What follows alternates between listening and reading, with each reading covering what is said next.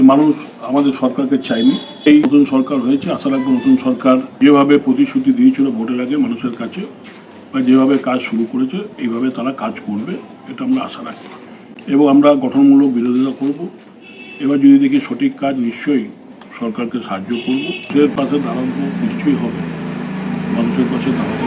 বিপদ আপদে মানুষের পাশে দাঁড়িয়ে আসছে, সেরকমভাবেই যদি মানুষ কোনো বিপদ আপদে পড়ে আসে, সাহায্যের জন্য আসে, নিশ্চয়ই আমরা পাশে দাঁড়িয়ে চেষ্টা করব তার যাতে অসুবিধাটা দূর হয়। নিশ্চয়ই সরকার নতুন এসছে, মানুষের আশা প্রত্যাশা অনেক। আমরাও চাই যদি কোনো অন্যায় থাকে সরকার কাজ করছে, যদি বেআইনিভাবে ভাঙে তখন সেটা সেই মানুষ তার যাবে, কোর্টে যাবে, অত অসুবিধা কী আছে। আমরা কোর্ট যদি সাহায্য, যদি আইনি পদ্ধতিতে ভাঙে সেখানে বলার কিছু নেই। সমস্যা থাকবেই, সমস্যা আছে, আস্তে আস্তে সমাধান হবে। মানুষের যে আশা আকাঙ্ক্ষা থাকে সেগুলো তারা সেইভাবে যারা ভোট দিয়েছে নতুন সরকার, নিশ্চয়ই নতুন সরকার তাদের আশা আকাঙ্ক্ষা পূরণ করবে এবং যে প্রতিশ্রুতি দিয়েছে রাখবে। এবং তারা শুরু করেছে, দেখতেই পাচ্ছি প্রতিশ্রুতি যেগুলো দিয়েছিল সেগুলো নিয়ে কাজ শুরু করেছে। তবে এটা তো অসুবিধা কী আছে, সব বিরোধী পক্ষ তাহলে কিছু অসুবিধা থাকে, সে অসুবিধা মেনেই আমাদের কাজ করতে হবে। দল প্রার্থী করেছে, মানুষ জিতিয়েছে। দল প্রার্থী না করে আমি নির্দল দাঁড়িয়ে যদি জিততাম তখন এই ভোট। দল প্রার্থী করেছে, মানুষ জিতিয়েছে, মানুষ নিশ্চয়ই তাদের আশা আকাঙ্ক্ষা আমার কাছে কিছুটা পূরণ হয়েছে বলেই আমাকে ভোট দিয়েছে।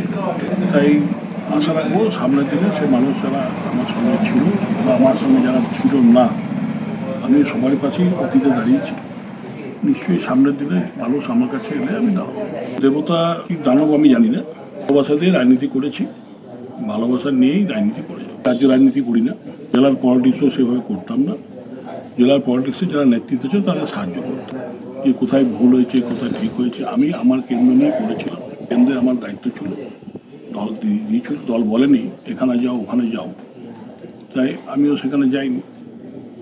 এবার সেখানে নিশ্চয়ই কিছু ভুল হয়েছে, ভুলে মানুষ কখন মুখ ঘুরিয়ে নেয়, ভুল বেশি হলে মানুষ মুখ ঘুরিয়ে নেয়, নিশ্চয়ই কিছু ভুল হয়েছে, মানুষ মুখ ঘুরিয়ে দিয়েছে। তারও যিনি মুখ্যমন্ত্রী হয়েছেন অভিজ্ঞতা আছে, তিনি 3-4টে দপ্তর বা 4-5টা দপ্তর একসাথে চালিয়েছেন, আশা রাখবো তিনি ঠিকভাবে চালাবেন। এখন সেরকম কোনো ঘটনা ঘটেনি, অল্প যদি ঘটনা ঘটে তখন দেখব। আমাকে সম্মান জানিয়েছে, দলকে সম্মান জানিয়েছে, আমারও দায়িত্ব বেড়ে গেছে, তারা তাদের অসুবিধা থাকলে নিশ্চয়ই তাদের পাশে থাকবে।